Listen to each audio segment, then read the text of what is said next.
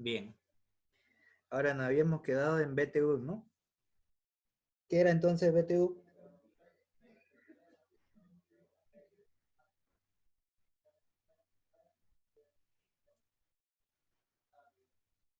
Es la cantidad de calor necesario para elevar un grado Fahrenheit una libra de más de agua.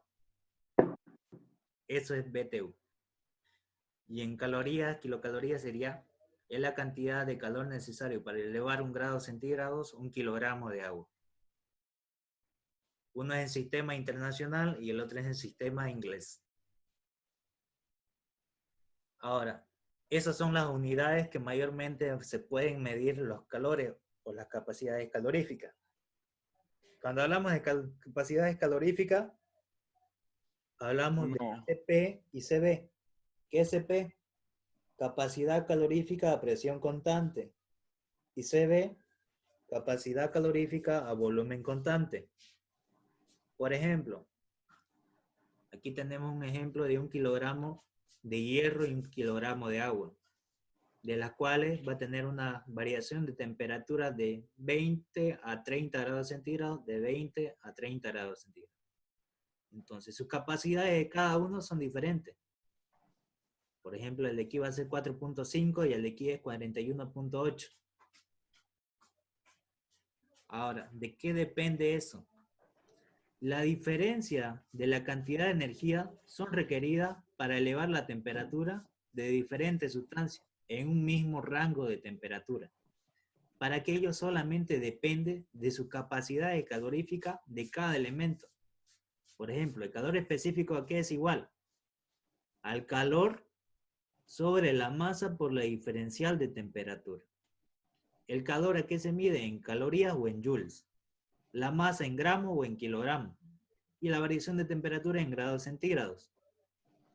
Ahora, si fuera otro sistema, ya sería diferente. Esto puede ser que sea libra masa. Si es BTU, sería libra masa, ¿cierto? Y de cuenta de grado Celsius, ¿qué va a ser? Grado Fahrenheit o grado Rankine. En este caso sería grado Rankine. Aquí pueden ver para un material hierro, su capacidad calorífica, 448. El agua, su capacidad calorífica es mayor. Sucesivamente, la plata y la madera. Aquí pueden tener sus valores. Como ejemplo,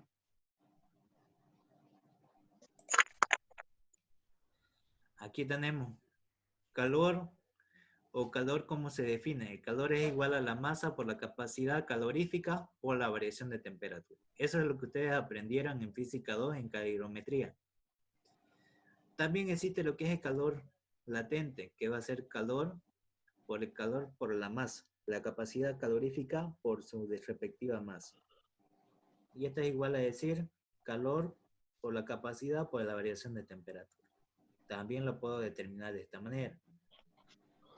Y capacidad calorífica molar no es nada más que la capacidad calorífica sobre el número de moles. Aquí ya lo tenemos también. Y se representa que el calor va a ser igual al número de moles por la capacidad calorífica por la variación de temperatura. Pero esta es en función del número de moles. Para un cambio de infinitesimal de volumen, ¿a qué va a ser igual? El calor siempre va a ser igual a la integral del número de moles, o el del calor, que es diferencial, del número de moles por la capacidad calorífica molar por el diferencial de temperatura.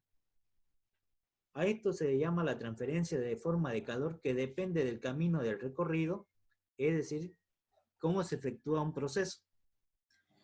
En el calor es una función de estado en la cual es una diferencial no exacta, es una diferencial inexacta.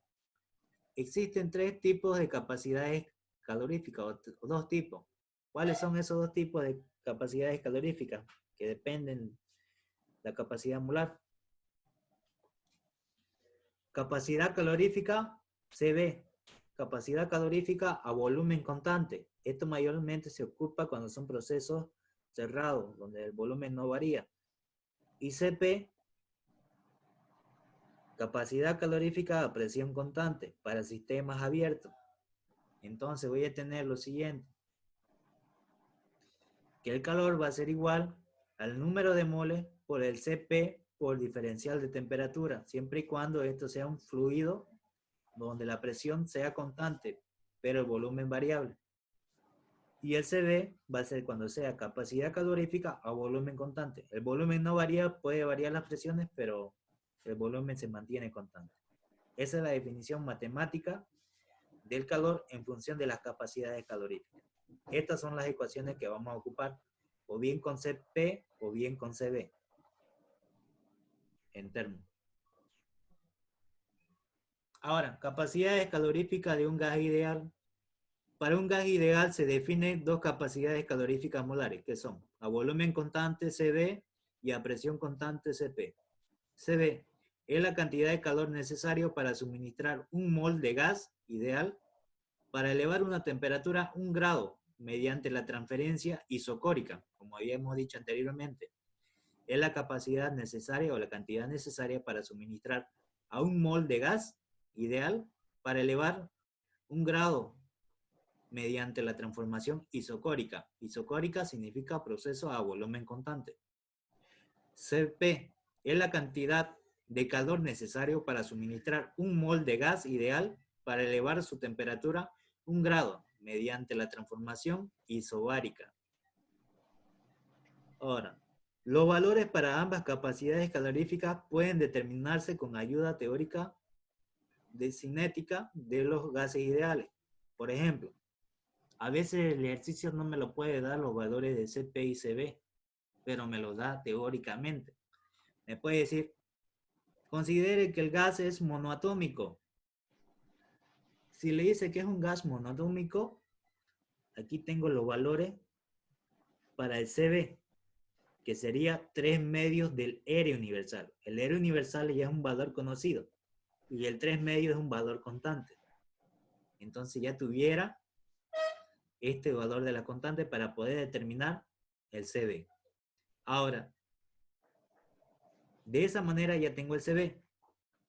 Pero si quiero el del monoatómico, quiero el Cp. Sería 5 medios de R universal. Entonces ya tengo este valor constante que es 5 medios del R universal.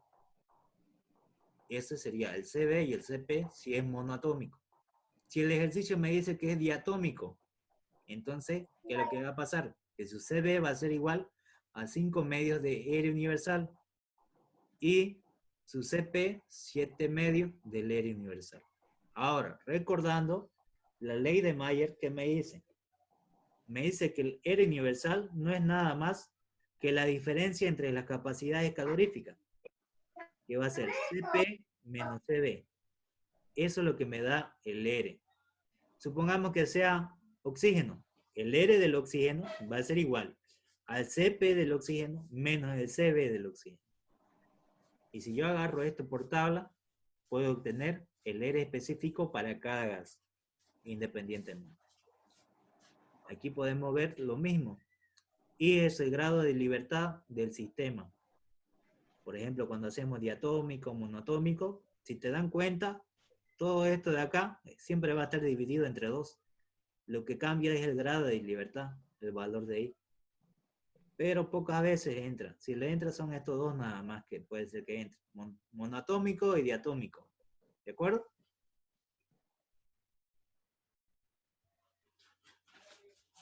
Y esto ustedes fue lo que aprendieron en Física 2, calorimetría. ¿Qué dice? Introducimos un objeto caliente para bañar en agua en condiciones oscuras o cerradas de un sistema de paredes adiabáticas. Cuando dice a paredes adiabáticas, que no hay transferencia de calor hacia afuera, pero dentro pueden sufrir transformaciones de calor. Pero se aplica lo que es la conservación de la energía. ¿Qué me dice? Que el calor absorbido es igual al calor cedido. Entonces, el calor que se está trabajando va a ser igual al calor que está perdiendo B. Por ejemplo, aquí tengo una sustancia de B, del trabajo. De trabajo que tenemos aquí puede ser que sea agua, y aquí sea un material caliente que sea, no sé, hierro, sumergido en determinada agua. Entonces, lo que está perdiendo este de acá va a ser igual a lo que está ganando el fluido. En pocas palabras, el calor que este pierde, este lo está ganando. Es lo mismo. Eso es lo que me da la condición de principio de conservación de la energía. Lo que se gana es igual a lo que se pierde. Ahora, ¿qué hago? Me dice que el calor de B más el calor de W, que es este de acá, tiene que ser igual a 0. Y es correcto. Por principio de la conservación de energía debería ser así. Ahora, ¿a qué es igual los calores para si fuera sustancia gaseosa? Sería igual a la masa por la capacidad calorífica por la variación de temperatura, más la masa del segundo elemento por la capacidad del segundo elemento por la variación de temperatura. ¿Cuál es el elemento que va a ser igual entre ellos? ¿Cuál es? Si aquí tenemos la masa de B, la capacidad calorífica de B, la temperatura inicial de B, aquí tengo la masa de W, la capacidad calorífica de W y la temperatura inicial de W, a la cual se metió el equipo. ¿Cuál es la constante, la que va a tener igual? Cuando esto pierda calor, cuando este gane, va a llegar a un punto que se va a encontrar en equilibrio. ¿Y ese equilibrio qué va a ser? ¿Cuál es el factor que va a hacer que dé el equilibrio? La temperatura final. La temperatura final. Esa temperatura final es la temperatura de equilibrio entre los dos cuerpos, entre las dos sustancias. Entonces, esta temperatura final, tanto para este como para este, tienen que ser iguales. Entonces, lo que hago es despejar o factorizar ese valor. Si yo lo hago todo esto de acá por separado, voy a tenerlo y lo separo y lo factorizo y despejo T, que es la temperatura final. Y me va a quedar esta función. La masa del elemento B por la capacidad calorífica del elemento B por la temperatura inicial de B menos la masa del elemento de W por la capacidad calorífica de W por la temperatura de W no es nada más sobre la masa de B por la capacidad calorífica de B más la masa de W por la capacidad calorífica de W. Y aquí, entre estos dos elementos, cuando se ingresaron tenían dos distintas temperaturas, pero cuando llegan al equilibrio, la temperatura va a ser homogénea, una sola. Y eso es lo que forma para determinar una temperatura final de equilibrio. Esta también, fórmula de esta, es la que hemos ocupado en el ejercicio que hemos hecho anteriormente, que también están los videos en el Classroom. Lo pueden ver de nuevo los que ya lo han visto. Aquí está la parte teórica de la demostración. ¿Por qué se da esto?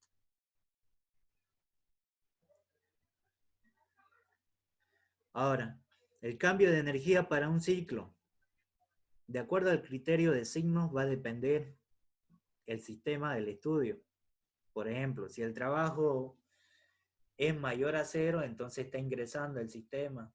Si el calor es mayor a 0, ingresa el sistema. Si el trabajo es menor a 0, está saliendo el trabajo, está perdiendo. Y si el calor es menor a 0, está cediendo calor. Aquí podemos ver también un ciclo. ¿A qué se considera un ciclo? Donde parte llega, por ejemplo, aquí parte y llega al mismo punto. Donde inicia es el final. Un ciclo es por ejemplo, ¿por qué creen que se llama ciclo? Para empezar.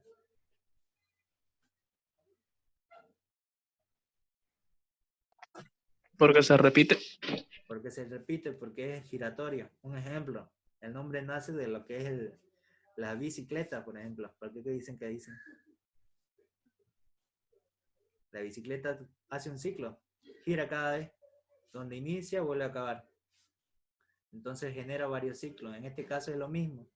Donde inicia, acaba. Eso se considera un ciclo. Si no llega al punto donde inició, no es un ciclo. ¿De acuerdo? Aquí podemos ver varios ciclos, si pueden darse cuenta. Tenemos el ciclo 1 que va a ser A más B. Tenemos el ciclo 2 que va a ser A más C. Pero para cada uno tiene diferentes formas de encontrar. Por ejemplo, el ciclo A más B. Parte desde A y vuelve en B. Ya hace un ciclo. Ahora, el otro ciclo parte desde A y vuelve por C. Ya sería otro ciclo. O otro lazo conocido. Ahora, ¿qué me dice? Que la transferencia de calor es igual a la diferencial del trabajo. Cuando realiza un trabajo neto es igual al calor neto. Al trabajo neto va a ser igual al calor neto. Es lo mismo. Aquí podemos ver lo mismo, que la suma de los calores me tiene que dar igual a la suma de los trabajos. Por condición de equilibrio tienen que ser iguales. ¿De acuerdo? Cuando hagamos ciclo completo, yo lo voy a demostrar con esta fórmula, que es lo mismo. Yo con esto de acá, yo lo puedo llegar a encontrar que son los mismos valores. Vamos a hacer eso con trabajo neto, cuando haya turbinas, compresores y intercambiadores de calor, poder demostrar, hasta incluso me sirve para demostrar que mi ejercicio está bien hecho. Más adelante. El cambio de energía en un ciclo va a depender también de su posición.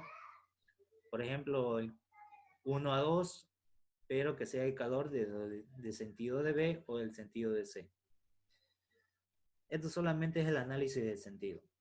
Ahora, pero, ¿qué es lo que me dice? Que la energía o el diferencial de energía que va a haber dentro del sistema es proporcional a la suma de los calores más la suma de los trabajos. Todo lo que me genera el exterior tiene que ser igual a todo lo que sufre el sistema adentro, por principio de conservación de la energía. Ahora, esa energía, de diferencial de energía que tenemos dentro del sistema, puede darse de la siguiente manera, que esa energía puede ser energía interna, energía cinética, más la energía potencial. Ahora, puede ser que el sistema tenga las tres energías, como puede ser que no tenga. Por ejemplo, puede ser que no tenga energía potencial, tenga energía cinética y energía interna. Puede ser que tenga energía cinética, energía interna, pero no potencial. Pero puede ser que no tenga energía potencial y energía cinética, pero sí va a tener energía interna. Ahora, la pregunta, ¿puede ser que la energía interna no tenga?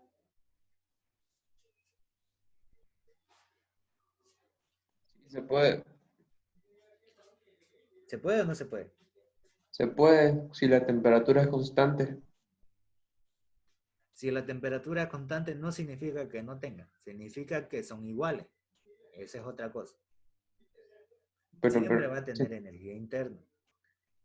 Porque un elemento, la energía interna, ¿qué es? Para empezar, la energía interna es la energía cinética que se produce por toda sustancia que está compuesta de átomos y partículas. Entonces, todo elemento que tenga átomos y partículas tiene energía interna. Por ejemplo, todas las personas que para comer, por ejemplo, yo como lo necesario para producir energía, lo mismo. Todo lo que realice un trabajo, un movimiento o forma de calor, genera lo que es energía interna. Sí o sí va a haber. Ahora, que esté en equilibrio es otra cosa. Si las temperaturas son iguales, estaría en equilibrio y no hubiera diferencia de energía interna. En ese caso, se anularía, pero siempre va a tener energía interna. Todo elemento tiene energía interna. ¿De acuerdo? sí. Perfecto. Ahora, ahí está lo que es la energía interna. Es la diferencial de energía de intercambio de un sistema cerrado a un volumen constante. Aquí tenemos la energía externa menos la energía interna, que es lo que me da esa diferencial, la diferencial de energía interna.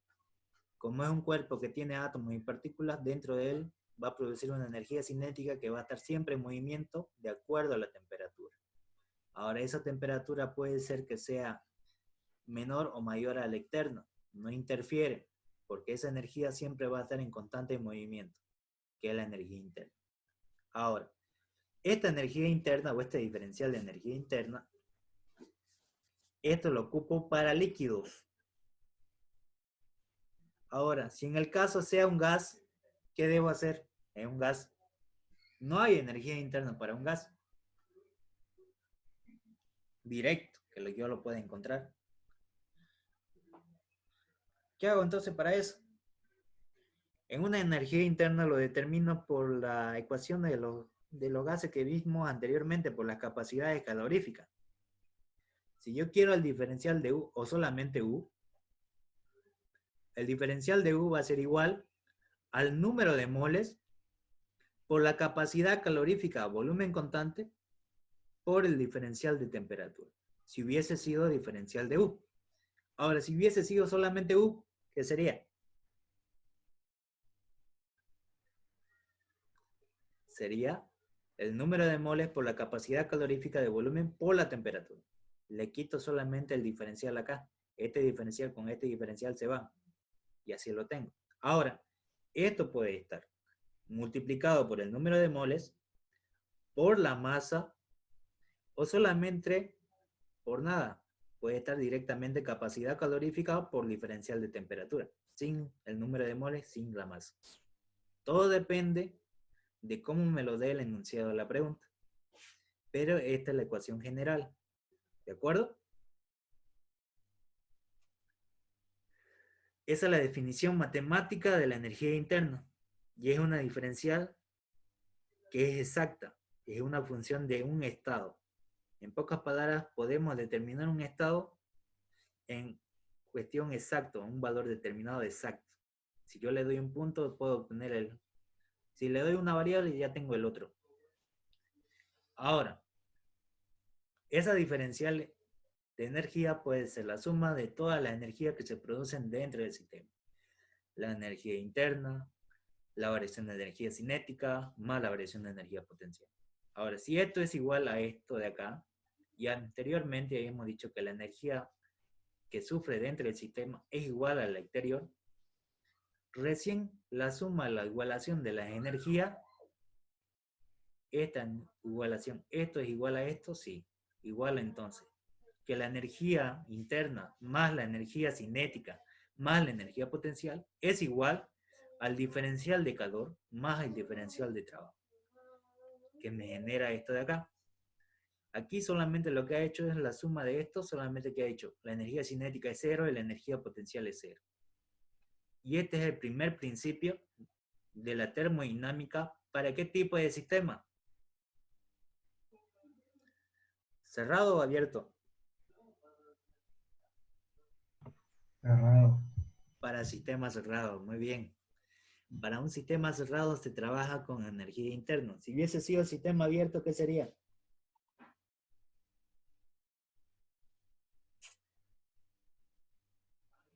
Con las entalpías. Diferencial de entalpía va a ser igual a todo esto de acá. Aquí sería H, de cuenta de U sería H. Si hubiese sido sistema abierto, pero todavía no hemos entrado. Ahora sí. Y aquí vemos un proceso termodinámico. Como tenemos aquí un punto donde la presión, el punto A va a tener su presión de A y su volumen de A. En un proceso de expansión isotérmica significa un proceso de expansión a temperatura constante. La sustancia es capaz de ceder o absorber calor sin modificar su temperatura. A temperatura constante entonces me dice que la temperatura de A igual a la temperatura de B igual a la temperatura de 0. Si esto sucede, aplicando la primera ley que voy a tener, que el diferencial de energía interna es igual al número de moles por la capacidad calorífica a volumen constante por la diferencial de temperatura, entonces voy a tener que va a venir desde un punto de inicio a un punto final. La energía interna en A hasta la energía interna en B, la integral, la temperatura de A hasta la temperatura de B. Al reemplazar, me va a quedar diferencial de energía interna va a ser igual al número de moles por la capacidad calorífica de volumen constante por la diferencia de temperatura, la temperatura de B menos la temperatura de A. Entonces, si las temperaturas son iguales, ¿qué va a pasar? Que la energía interna va a ser igual a 0. No me dice que es 0, solamente me dice que la energía interna de A es igual a la energía interna de B. Ahora, si yo quiero determinar el trabajo para un proceso isotérmico, aplico que el trabajo va a ser menos la presión por diferencial de volumen. Entonces, como es una integral inexacta, el trabajo va a ser a menos la diferencial de presión por volumen de un volumen A a un volumen B. Entonces aplicamos que va a ser igual a esto de acá. Anteriormente ya lo hemos hecho, ¿no? Aquí es igual presión. La presión va a ser igual al número de moles por el área universal por la temperatura sobre el volumen. Entonces, como está en función de diferencial de volumen, ese volumen lo paso dentro de la integral. Esto sería un valor constante, que dependería del valor de la temperatura que yo le dé. Entonces, el trabajo va a ser igual a menos el número de moles por el R específico por la temperatura, la integral del volumen, de B sub K hasta B sub B, de la diferencial de volumen sobre el volumen. Esto de acá es la integral logaritmo natural. Entonces el trabajo de A a B va a ser menos el número de moles por el R, por la temperatura, por el logaritmo natural del volumen superior menos el volumen inferior. Y este trabajo es para un proceso isotérmico. Esta es la fórmula de trabajo de un gas para proceso isotérmico. Ahora, si yo quiero el calor, de igual manera, el calor aquí es igual a la diferencial de energía interna menos el diferencial de trabajo. Como la energía interna es igual a 0, esto no va a actuar. Entonces, el calor producido en A, B va a ser igual al trabajo producido de A a B, pero con signo cambiado. Y aquí tenemos que el calor de A a B va a ser igual al número de moles, lo mismo que está acá, pero lo que cambia solamente es el signo. Y es lo mismo. Esto es para proceso de expansión isotérmica a temperatura constante para un gas. Aquí tengo la ecuación entonces para energía interna, para trabajo y para calor. Esto, si quieren, lo pueden tener ustedes en su formulario. Lo deberían tener. Para resolver cualquier ejercicio que sea proceso isotérmico para gases. ¿Hasta aquí todo claro?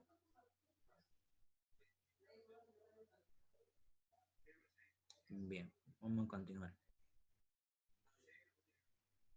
Para procesos isocórico o isométrico, isocórico, isométrico, iso igual, métrico, medida.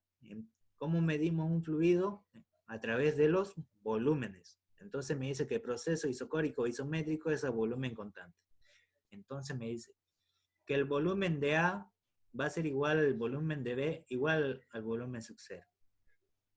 Aquí podemos tener una gráfica de presión de un punto A, presión, volumen, graficado, como tenemos acá.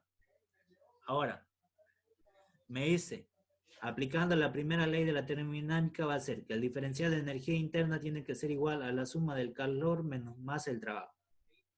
Entonces, aplicando esto, lo que debo hacer es lo siguiente. Aquí se le está agregando calor a través de una mecha a este sistema cerrado. Entonces, el trabajo va a ser igual a menos presión por diferencial de volumen. Ahora, ¿por qué aquí el trabajo es 0? ¿Alguien me puede decir? Porque no hay movimiento. Porque no hay movimiento, porque el volumen no varía. Si no varía el volumen, no hay movimiento del pistón. Entonces me dice que el trabajo siempre va a ser nulo, 0. Aquí lo tienen. Ahora, aplicando la primera ley de la termodinámica, entonces voy a tener que el calor va a ser igual a la diferencial de energía interna menos el trabajo. La diferencial de trabajo. Entonces, ese trabajo va a ser 0. Entonces me va a dar que el calor va a ser igual a la variación de energía interna. Y como es un gas, ¿a qué es igual el calor para un gas? Al número de moles por la capacidad calorífica a volumen constante, porque el volumen no varía, por la diferencia de temperatura. Temperatura de B menos la temperatura de A. Y de esa manera obtengo el calor. Y de esa manera, como son iguales, voy a tener la energía interna. Ahí tengo para un proceso isocórico de un gas. Proceso a volumen constante. ¿Hasta aquí todo claro? Bien. Vamos con el siguiente. Ahora este es un proceso de expansión isobárica. ¿Qué me dice? Aquí puede haber calor. Aquí hay una pesa de 1 kilogramo y esa pesa nunca va a cambiar, entonces esa presión no varía, sigue siendo la misma. Por más que se mueva el pitón, la presión sigue siendo la misma, no aumenta. Lo que aumenta es la temperatura y el calor que se está produciendo, pero la presión sigue siendo una sola. Aquí pueden ver una gráfica donde tengo la presión y el volumen. Esto puede variar, pero lo que no varía es la presión, se mantiene. Entonces una presión isobárica, ¿qué me dice? Un proceso isobárico me dice que la presión va a ser constante. O sea que la presión de A va a ser igual a la presión de B, igual a la presión sub 0. Aplicando la primera ley, la diferencia de energía interna va a ser el diferencial de calor más el diferencial de trabajo. Entonces, el diferencial de trabajo va a ser menos la presión por diferencial de volumen. Ese diferencial de trabajo menos la presión por diferencial de volumen. Si aplico esto, voy a tener que el trabajo va a ser menos la presión, volumen final menos el volumen inicial. De esta manera yo voy a determinar el trabajo de un gas para proceso isobárico. Ahora, si ya tengo el trabajo, ¿puedo determinar también la energía interna? Sí, puedo determinarlo. Como la diferencial de energía interna no es nada más que el número de moles por la capacidad calorífica por la variación de temperatura, reemplazo. Aplico la integral. Desde un punto A de la energía interna de A hasta la energía interna de B. Va a ser igual a la diferencia de temperatura, la temperatura de A hasta la temperatura de B, del número de moles por la capacidad calorífica volumen constante por la diferencial de temperatura.